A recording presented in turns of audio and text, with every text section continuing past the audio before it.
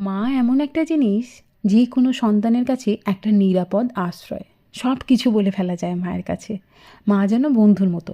আমি তো ছোটোবেলা থেকে সেরমভাবেই মানুষ হয়েছি আমার মায়ের কাছে, একদম বন্ধুর মতো। আমার আরও ফ্রেন্ডদের সাথে কিছু বলতে না পারলেও আমি মায়ের সাথে সব কিছু শেয়ার করতাম।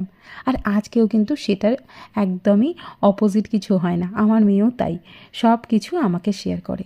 জাগে এত কিছু বলার কারণ এটাই, আজকে যেহেতু মাদার্স ডে, সেই জন্য কালকে আমরা চলে গেছিলাম আমার মায়ের জন্য বিশেষ কিছু কিনতে। আমার মা বলতে আমার বড় মা আর আমার ছোট মা, দুটো মায়ের জন্যই কিছু কিনতে। জন্ম দিয়েছে যে মা, তার তো ঋণের কথা আর নাই বা বললাম।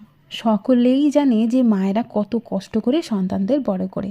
আর আমার যে সন্তান, আমি যাকে মা বলে ডাকি, তার তো অনেক ঋণ আমার ওপর। সে আসার পর থেকে যে আমাদের সংসারে কতটুকু উন্নতি হয়েছে সেটা কিন্তু আমরাই জানি।